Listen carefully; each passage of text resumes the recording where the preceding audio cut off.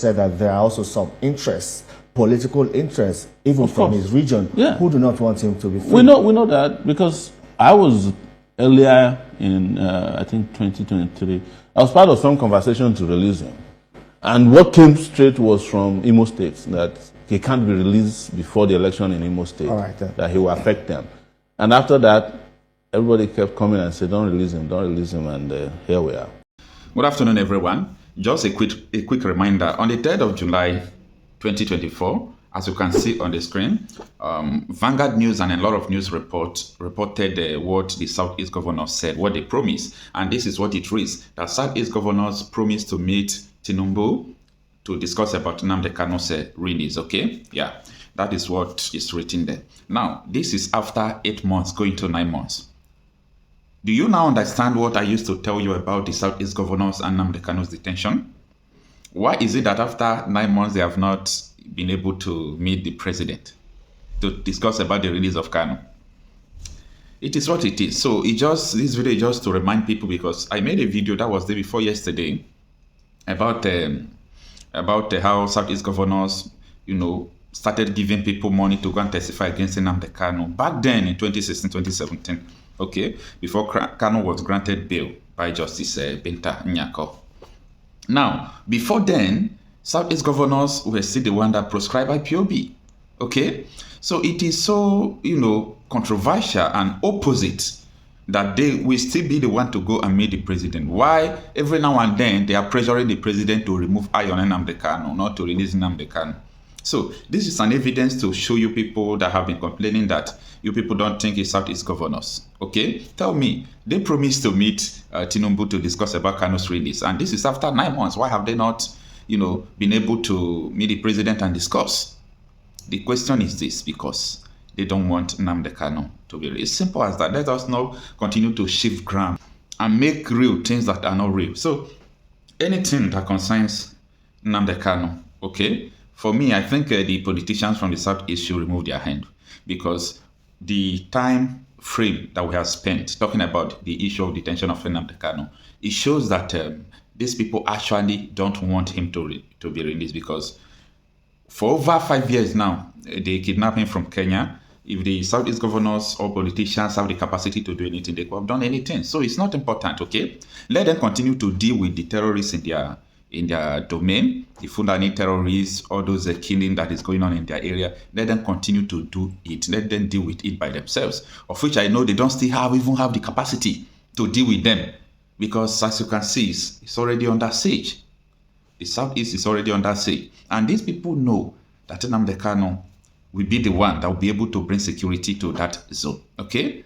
Now, day before yesterday, you saw the video of Sowore Sowore interview on TVC, when he was saying that he was part of people that were discussing the release of Nnamdi Kanu. And a message came from Imo State that no, that man must not be released because he is going to disrupt the Imo State election. And after that day, a lot of people started coming, don't release him, don't release. So who is deceiving who? Let us just forget all these shenanigans that is going on there. Let's just forget about it. Now, let us focus on what happened in Enugu the day before yesterday. Now, everything that we have been seeing in the Southeast, there is nothing that changed. The only thing that changed is that the increase of Fulani terrorist attack. That is just it.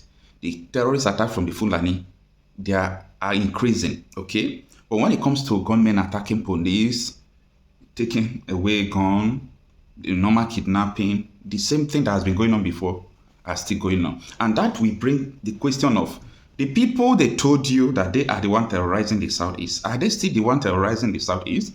I personally like asking questions, okay? I like using logic sometimes, not popular opinion, not what people say or think. Because if you come out now, you tell me that, oh, this phone is the problem of Nigeria, okay? Now, it's okay, if this phone is the problem of Nigeria, let me throw it away and I'll throw it inside the river.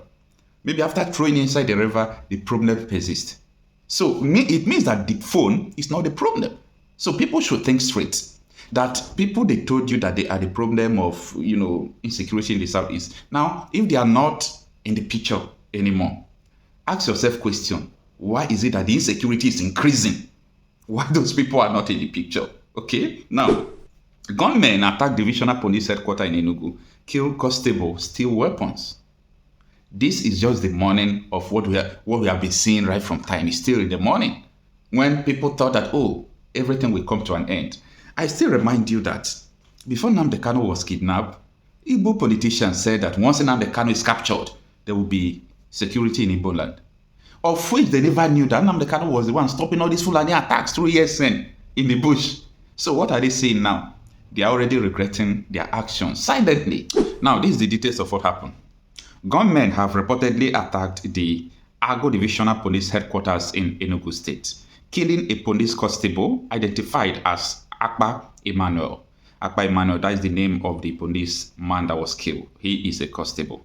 Now, the assailants also vandalized facilities at the station and made away with weapons including an AK-47 rifle and 2 riot guns, a source said. According to sources, the attack occurred on the early hours of Monday, March 24, 2025. Although details remain unclear, tension has gripped Ago town with heavy security presence as spy agents and other operatives have taken over the area. Okay? In response, the new commissioner of police in Enugu, CP Manman Bitrus Jiwa, has deployed the Deputy Commissioner of Operations, Special Forces, the Police Mobile Forces, the Counter-Terrorism Unit, and other tactical teams to strengthen security at the division. The attack comes just weeks after a new divisional police officer was posted to the station. In a related incident, gunmen also attacked the Enyi Divisional Police Headquarters in Oje River local government area around 2 a.m. on the same day. So on the same day, 2 attacks on 2 different police stations. So this is the same thing that we have been seeing right from time. Now, say in the Enyi attack, no casualties or damage were reported as security agents successfully repelled the assault.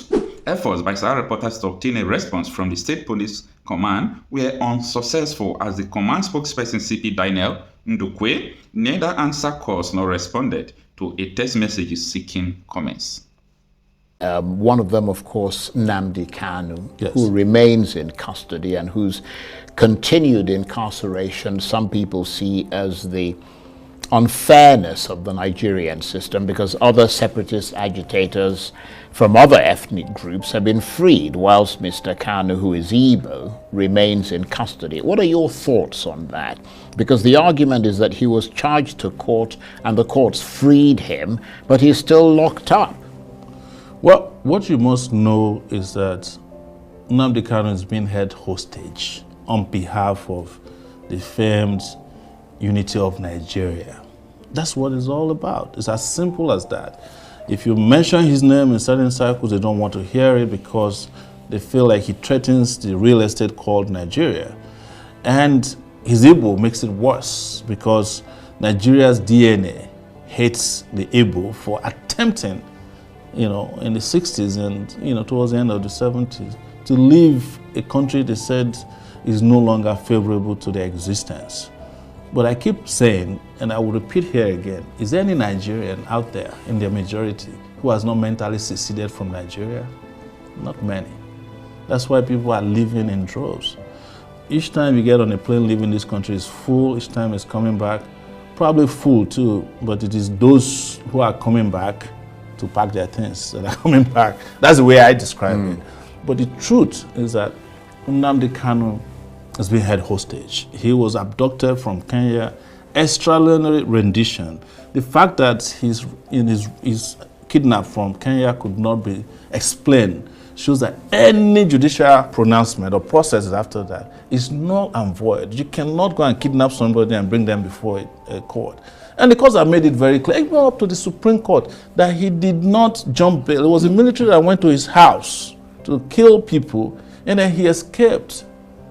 And now you have brought him back, you ought to respect and restore his bail. That's what I told his lawyers. Why are you applying for bail again? Because the Supreme Court made all the pronouncements except releasing him. And I think it was because they were afraid. And that's why I say he's a hostage to this country.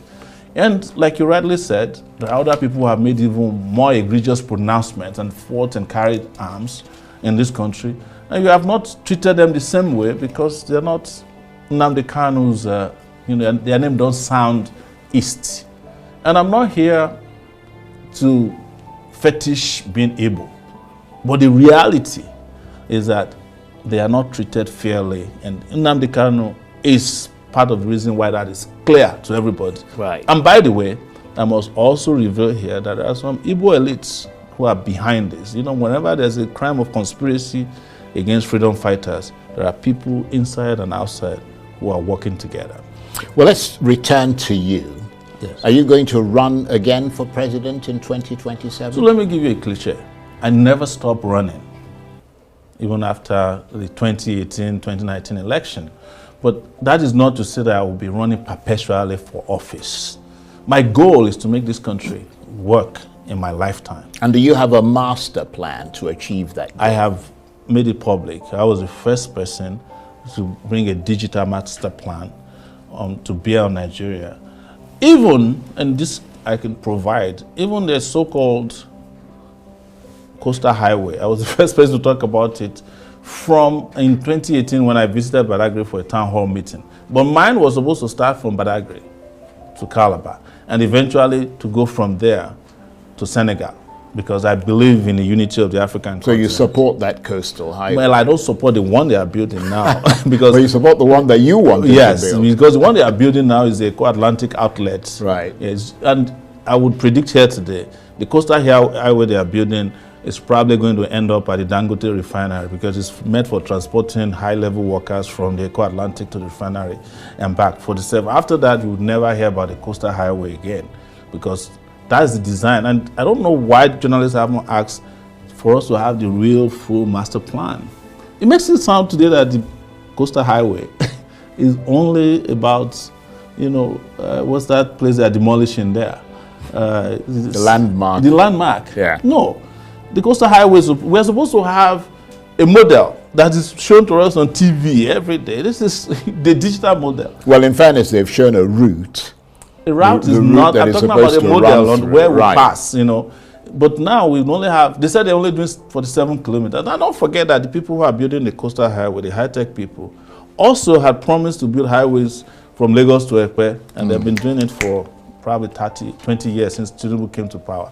Never got past the stage. That's why I'm saying this is a 47-kilometer highway meant to just provide an outlet for the Bundungu, the building called the Atlantic. Because how was it that people were going to come in there and bring 300,000 people, and there's no any other outlet? So the coastal highway now is going to be built by Nigeria for a private investor, real estate investor. That's what it is about. So this is not the coastal highway that I wanted to build.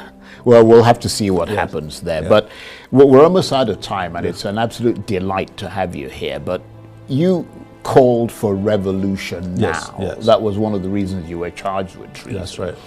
But should it be about revolution or about reform? I mean, there's a difference there, isn't there? Why I was calling for revolution is that I spent 2 years at Columbia University in New York, an Ivy League school. That's a very good school. Yes, Yeah. one of the best 10 in the US. Yeah. And most people have never heard this about me before. And part of the reason I attended Columbia University was because they were calling me layabout at the University of Lagos because I was an activist. And I went to one of the best schools in the world.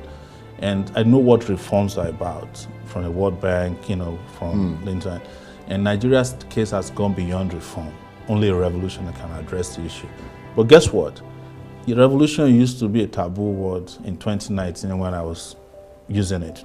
Now it's freely used. Everybody is calling for a revolution, including those who were opposed to it in 2019. It's beyond me, but I would say this because it's important for the public, that revolutions that are supposed to happen will happen no matter how long it will take. You can only suppress people only for a time.